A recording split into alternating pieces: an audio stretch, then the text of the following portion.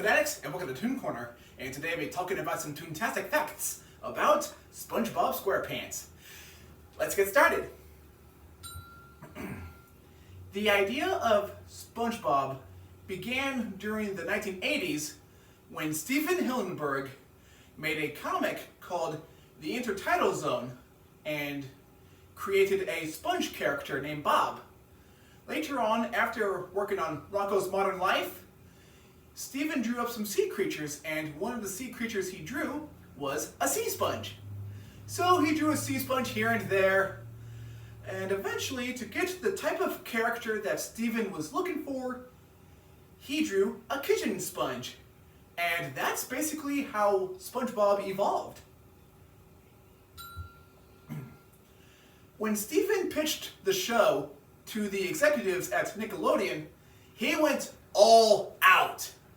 Basically, when he went into that meeting, he was wearing a Hawaiian shirt, he was carrying a fish tank with the models of the characters, and had the Hawaiian music playing in the background. SpongeBob was originally going to be named Sponge Boy, and the show was going to be called Sponge Boy Ahoy.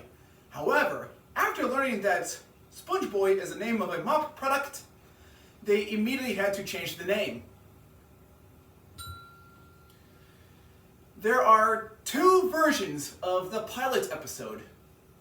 The first one was made in 1997 and was never released, while the second one was released and made in 1999, and it became the pilot episode that we are all familiar with today.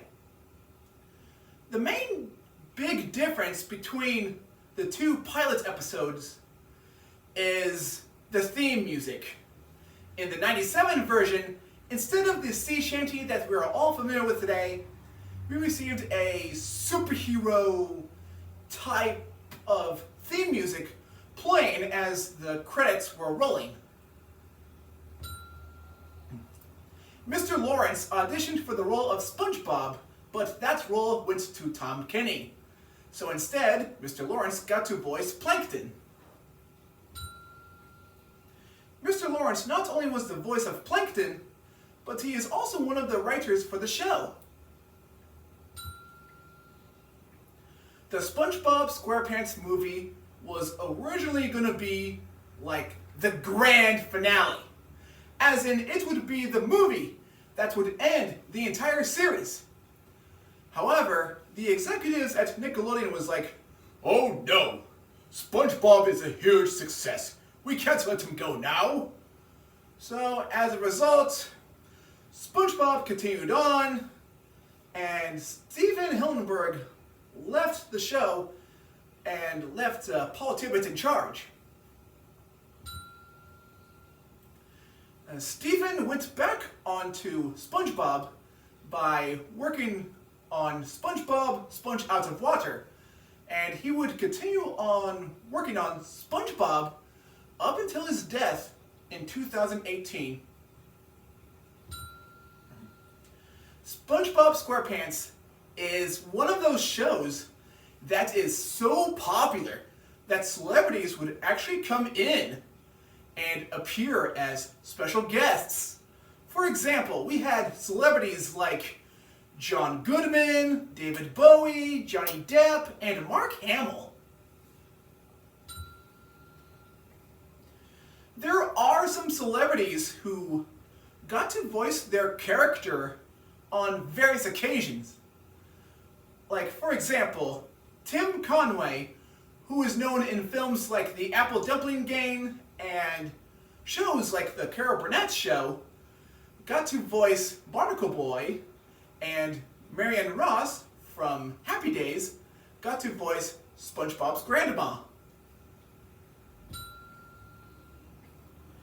How Tom Kenny was able to pull off the iconic SpongeBob laugh is basically, at first, he would make this sound like this. And while making that sound, he would grab his hand and he would move it up and down on his throat like this. And so, when you put the two together, it actually sounds like this. Ah! And the question of the day is, what Toontastic fact about Spongebob Squarepants were you surprised about? Just let me know in the comment section down below. Feel free to leave other requests. And I'll see you next time in Toon Corner.